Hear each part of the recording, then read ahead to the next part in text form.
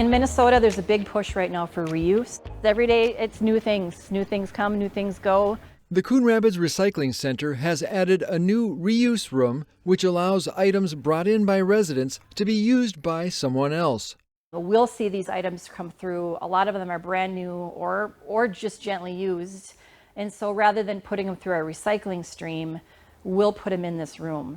Some items are one-off, The grill and the camping stove next to it have been here since day one. while others, like books and newspapers, are often in stock and available.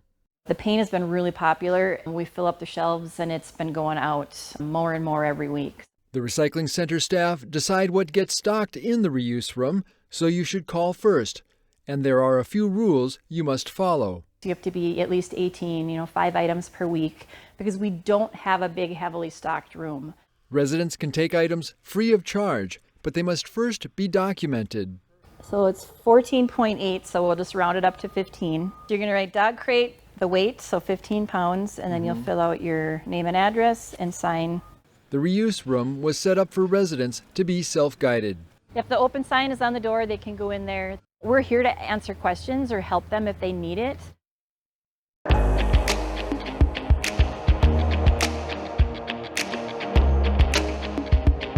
We're here today to talk about being safe around electricity. Safety Camp is here again. Annually, Coon Rapids hosts 2 days of excitement for kids entering 4th and 5th grade. This event is loaded with activities including hands-on training and practical safety instruction. It's 2 days of fun for them to kind of interact with the police and fire department on all different sorts of safety things that they may encounter in their everyday life. 1,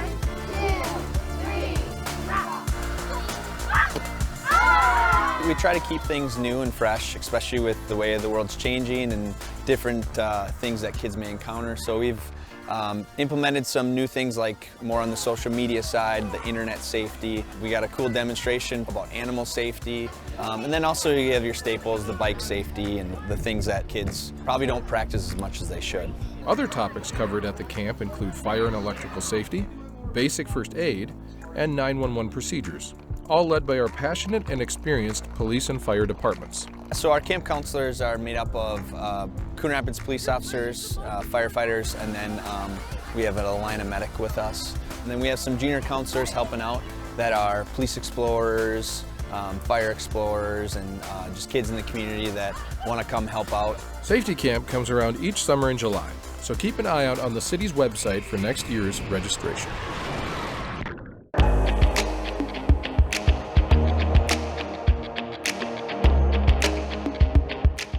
So this is the garbage can that was next to the garbage can that was burning. Earlier this month, the concessions building inside Sand Creek Park saw a potentially devastating fire. This happened on the morning of July 8th, approximately about 1 a.m. in the morning. Security camera footage showed the garbage container by the concession stand catch fire and climb up the side of the building. As the flames neared the top, they activated the fire sprinklers. During the time, the sprinkler heads went off that are up in the soffit here, and that extinguished the fire within like 50 seconds. The Coon Rapids North Star Lions Club operates the kitchen and concessions in the building and would have faced a potential loss in the thousands of dollars had the fire suppression system failed. We have about $900 in garbage cans that have to be replaced. And the building, it's just probably a matter of a couple $100 to get it cleaned up. And the 3 sprinkler heads, it's going to be roughly about $1,000 to replace it. So you're looking at a loss of under $3,000, which is a great outcome. The incident is under investigation. It appears that some legal fireworks are to blame, which makes this a good reminder of how they should be handled after use. Make sure you put them in a bucket of water and soak them overnight, then dispose of them the next day into the garbage. But make sure that they're totally out.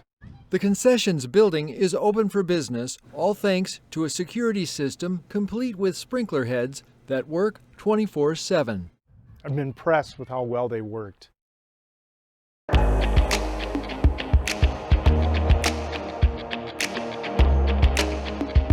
Think of all the things your mother said if you can. quite remember the happily improvising stereo. After a break for the 4th of July, the summer concert series has resumed at the Coon Rapids Dam. On Thursday night, the Red Letter Band took the stage. The group covers a variety of classic country hits. If you missed the concert, watch for it in the coming days on our CTN community channel on cable. 4 more concerts remain this summer. July 18th, it's the Holy Rockarollas. On July 25th, Pirates, Guitars, and Beachfront Bars will play island rock and variety music. August 1st, it's the variety sounds of Jonah and the Whales, and the concert series concludes on August 8th with the Revolution 5, a Beatles tribute band. All concerts start at 7 p.m. Admission and parking are free.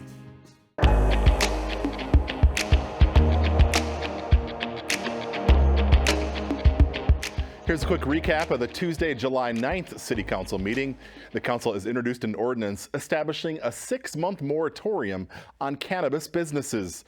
The moratorium will allow time for the council and city staff to study next steps and potential regulations related to the approved cannabis legislation before licenses are issued by the state. Just recently, the Office of Cannabis Management provided a guide for local governments on cannabis, which is still being reviewed by city staff. New lights will be installed later this year at the Coon Rapids Soccer Complex. On Tuesday night, the City Council awarded a contract for the project to Musco Sports Lighting LLC in the amount of $569,000. The current lighting is up to 30 years old and in need of replacement. This contract covers half of the lights. Funding for the other half will be included in the 2025 budget. The soccer complex will soon see some much-needed parking relief. This week, the City Council introduced an ordinance to allow some on-street parking south of the sports facility. Currently, parking is banned on both sides of 111th and Creek Meadow Drive between Hanson Boulevard and Robinson Drive. The new ordinance would allow parking on the north side of 111th Avenue and Creek Meadow Drive from just east of the soccer complex entrance to the nearby townhomes. The change would allow street parking for approximately 60 to 65 vehicles. And that's a quick recap of the July 9th City Council meeting. As always, you can find the full meetings on cable or the CTN Coon Rapids YouTube channel.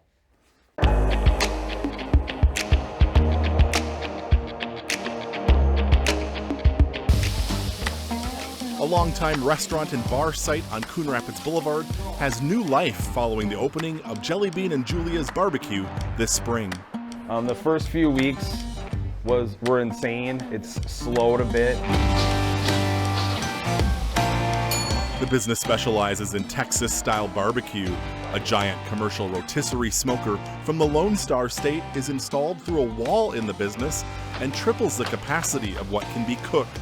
The business also serves burgers and wings. We make everything from scratch. We don't buy anything in.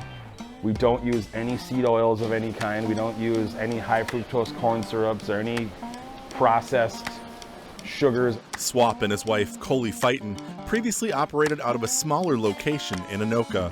Moving the business to Coon Rapids has doubled the seating capacity. They've also added a full bar, along with entertainment, including live music, comedy, karaoke, and trivia. It's only going to get better as we, find our groove and, get everything figured out. One common question they get is regarding the restaurant's name, Jelly Bean and Julia's Barbecue. It's actually named after his 2 daughters, Naomi Jelly Bean and Julia. A lot of people don't know the story behind the name or whatever. They ask me, are you Jelly Bean? I'm like, do I look like Jelly Bean?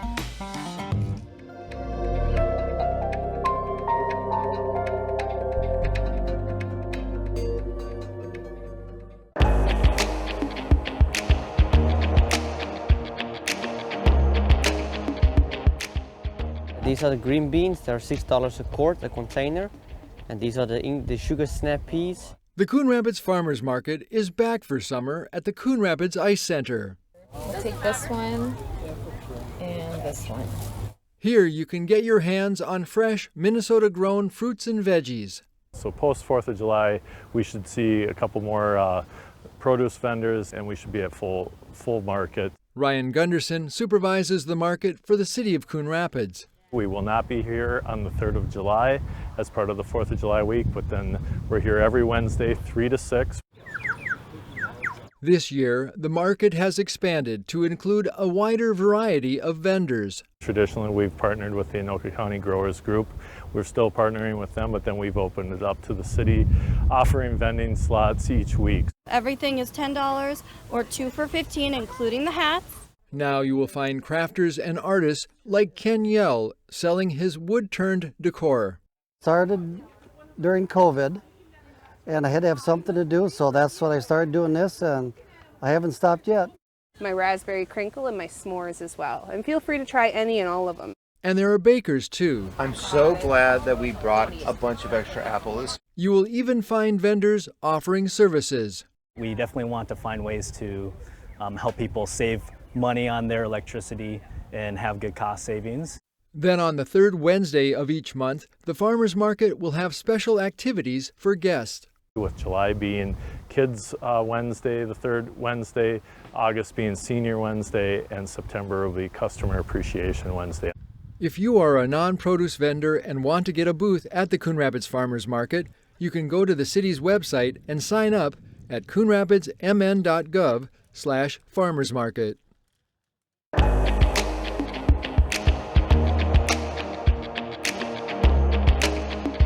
Here's a quick recap of the Tuesday, June 18th City Council meeting. A product to prolong the life of some city streets will once again be used this summer. On Tuesday night, the City Council awarded a contract for the work to Corrective Asphalt Materials for $306,000. Reclamite is a pink-colored product that is sprayed on the road. A fine aggregate sand is then applied, which blots up excess product so cars can drive on the road once again. Reclamite helps delay more costly and disruptive pavement repairs like a full resurfacing. The Minnesota Department of Public Safety's Office of Traffic Safety has awarded a grant of up to $50,000 to the city. The money will be used for added police enforcement on Northdale Boulevard between Hanson Boulevard and University Avenue. A second part of the grant will include public awareness and education about the safe road zone. A popular entertainment destination in Riverdale Village is adding to its drink menu. On Tuesday night, the City Council approved a full on-sale liquor license, Sunday liquor license, and tavern license for Stumpy's Hatchet House. The business opened earlier this year with just a wine, malt 3.2 liquor, and strong beer license. And that's a quick recap of the June 18th City Council meeting. As always, you can find the full meetings on cable or the CTN Coon Rapids YouTube channel.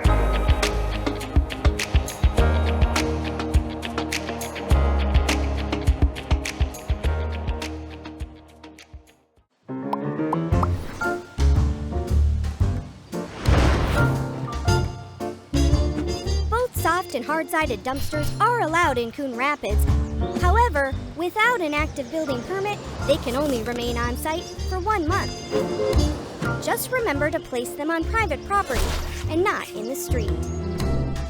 For more information on this and other city codes, log on to coonrapidsmn.gov.